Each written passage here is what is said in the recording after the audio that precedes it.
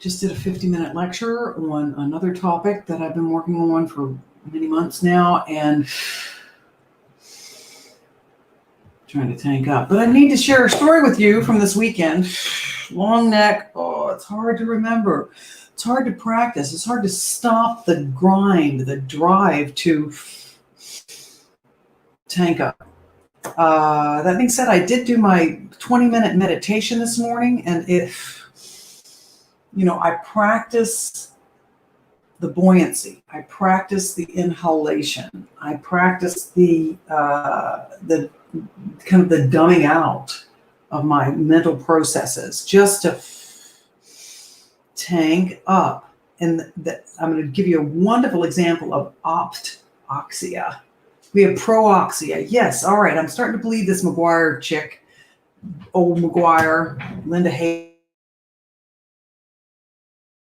maiden name, and my late husband's name was very, very pivotal in my ability to become a classical musician and a scientist. So very grateful and happy to be here with you today. So what are we talking about today? So PROoxia, we understand that oxygen is important. We see happy hypoxics getting COVID-19. We see people starving to death of breath because COVID-19 has moved in on low breathing already, on sickness. So we need to understand that the 2019 Nobel Prize went to Greg Semenza and company, who showed decisively that low oxygen causes all disease.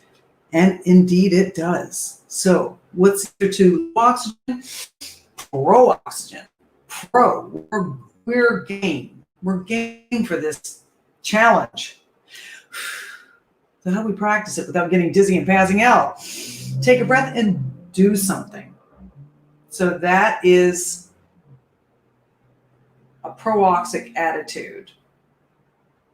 And when we realize we're not breathing, we say, I'm going PROoxia now. We go to a restaurant and we're going to choose, I think I'm going to choose the baked chicken instead of the fried chicken because I know that's going to be better for me. Same deal. I'm going to choose the oxygen rather than the low oxygen. Environment, situation, however. And then ultroxia, we realize, wow, if we maintain an oxygen gradient,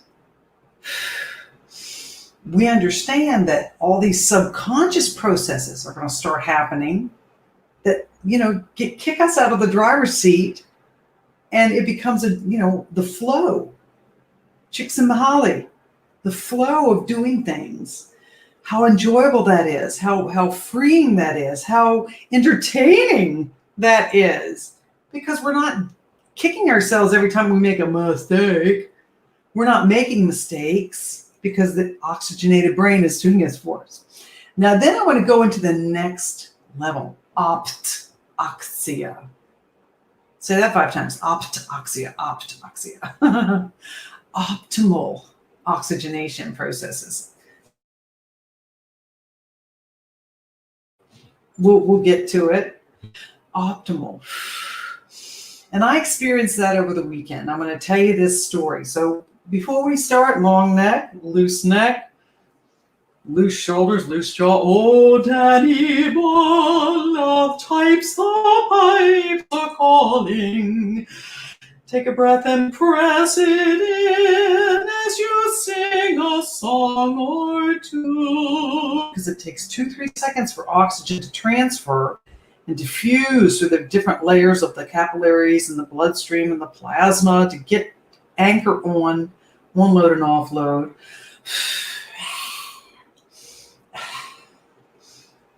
You can exhale too. We can live minutes without oxygen, but we have to get rid of the carbon dioxide too. Ha ha ha. Funny joke.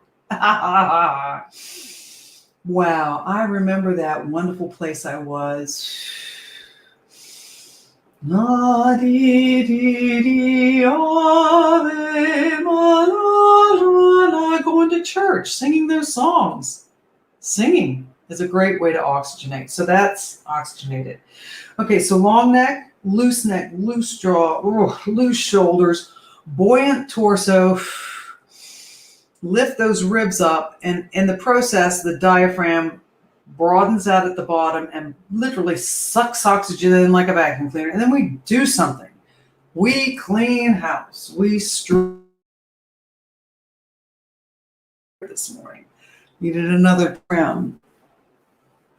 I've been cutting it too. And in the process of cutting it, yes. Oops, I missed a little spot. Oh, there's a little spot. I'll have to go back to that. Get those little spots. Because the brain does it for me. It's a flow. It's also a flow. And I don't even have to worry. I'm getting used to the scissors. I have planted a garden that cuts hair. I have planted a garden that plays a piano.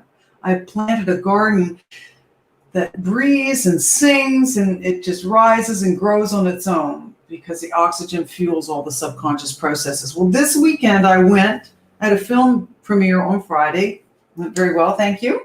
And to celebrate, I went with my producer friend Liz to kayak down the Shenandoah River, 7-mile kayak. We booked in advance. And it takes a couple days for those rains to come down the river. So the river was very high with a very strong current. And we were told that they almost canceled. And there were very few people on the river that day. We took a look at the river and we thought we'd be okay. We're both strong swimmers. And they were lucky, we had the option to cancel and rebook. We didn't. So we were on a very high river with a very strong current, right? And Liz went and I went, and I haven't kayaked in, I think, 30 years maybe. But I'm strong, upper body strength. And I was telling Liz, okay, Liz, we were in a calm area before we went into the actual, raging river, as it were. It just had a strong current. It wasn't as raging, but it was going. And it usually takes 3 to 4 hours to kayak down the river. But they said today it's going to take you about an hour and a half max. It was really moving. We didn't have to. And he said, you don't have to paddle much. All right. Okay. Well, this is the rest of the story. So I said, Liz, and we were a little, raging river. I'd never been on a raging river or a high river with a strong current like that. So I said, we have to stay oxygenated so our subconscious brains will handle whatever comes along. And Liz had done a fair amount of kayaking. So she did some tanking up with me because I could tell she was a little, concerned about what might happen. And I knew that if I oxygenated, no concern, right? So she went on, kind of went ahead of me and seemed to be doing really well. What happened to me? Because I haven't kayaked in years. I immediately got backwards, and I was like, oh my gosh, okay. I was going backwards down the river, but I was oxygenated, so I didn't worry about it. I'm like, okay, the brain's going to figure this out for me. And it did. It more than did. And you'll hear the rest of the story. So it was a bit of a, oh my gosh, what have I gotten myself into, turning the canoe around. I had to have 5 or 6 really strong pulls during a heavy current. And I did pull around. Everything was okay. So we went down. And again, so at the end, Lynn says, oh, are we done already? Well, do you want to paddle back to this bridge we had just crossed against the current? And it was about a quarter of a mile away because, we paid for a 5-hour trip. And and so I said, yes, sure. She said, you want to race? I said, you're on. So I tanked up and I started paddling, right? Against this strong current to about a quarter of a mile, a bridge that was a quarter of a mile away. Okay, and I paddled, all right. I know Liz is a good kayaker, and I was going at it. And I had, developed a technique with my subconscious processes, and I was paddling. Okay, so I paddled, I don't know, a tenth of the way, and I looked back, and Liz was behind me, right? So, all right, I'm gonna keep paddling. Paddle, paddle, paddle, paddle, paddle. I did another kind of fifth of the way. I looked back and Liz was way back there. I'm like, well, I'm gonna go ahead and keep going because I'm committed to going to that bridge. At which point, I flipped from PROoxia to PROxia. And I started, thinking, all right, well, I believe in this. I know this is going to happen. I know the brain's going to do it for me because, this is my goal and I'm going, and I was just going against the stream. And I got about halfway there and I looked back and Liz was way back. Could tell she was paddling. She wanted to, do this, but going against the stream. And she's kind of new to PROoxia. And I'm an old pro at it. I'm an old ultra at it. So at which point I'm like, well, daggone, this river does not want me to get to that bridge. So at which point,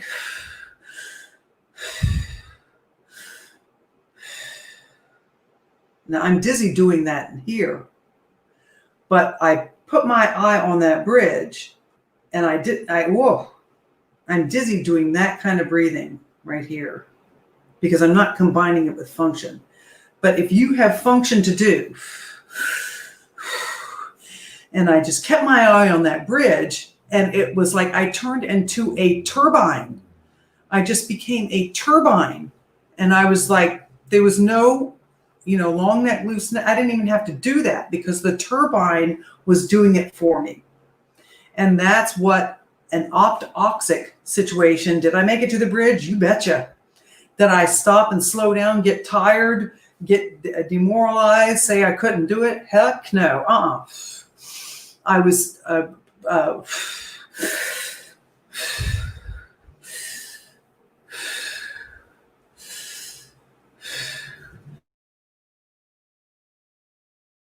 upstream of a very powerful, against a powerful river to get to that bridge. I went to that bridge, I went around that bridge, and I came back. That is PROoxia.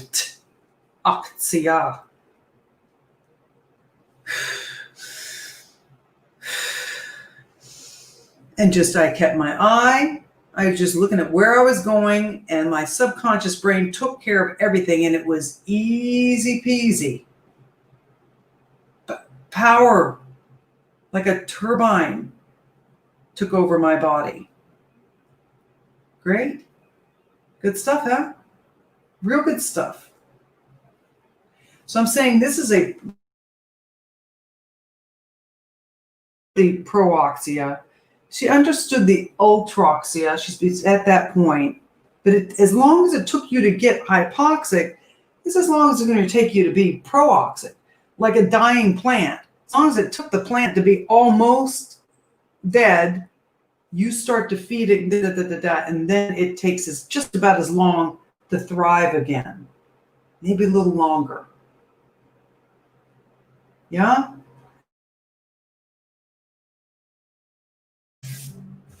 That riverboat ride, kayaking. And I asked Liz, I said, did you see me go? She says, I couldn't believe what I was watching. I couldn't believe how you powered towards that. I had to stop. I couldn't do it. I can't believe how you powered up to that bridge. Oxia. And I will say that I watched a film with Meryl Streep in it recently. I think the River Runs Wild or something. It's with Kevin Bacon, Meryl Streep, and her opening scene. She was rowing down the Hudson or something, and the body does it for you. So there's hypoxia. Let's get rid of that. Let's at least be PROoxic. Ultroxic. All I do is all that matters is what I do on the next breath. And optoxic, you're in the heat of doing something. All you're looking at, your eyes on the prize, and you're just feeding that turbine with, it's like pumping coal in a locomotive. You stop pumping coal, that locomotive stops going. That turbine stops churning. So you need a little bit of coal to get it started, and then you can, start to make some movement. But to keep that thing going, you're shoveling it in, and you're not even looking, you're not even looking on the tracks. But so that's the idea with PROoxia. So thank you for listening and joining me today. I'm glad I could share this experience with you. And the thing is, after that wonderful workout, I was powered, hyper-powered. Liz and I, and so was Liz, because we didn't burn out in the first, and no muscle soreness from that. No lactic acid builds up when you're oxygenated. The muscles. Popeye the Sailor Man. We actually went to the Shenandoah Caverns. We went to Route 11 potato chips and did our token visit there. We went to the America on Parade, took pictures of these wonderful floats that were inaugural floats throughout history. Fascinating. Then we went to the drive-in in Stevens City and watched Mamma Mia.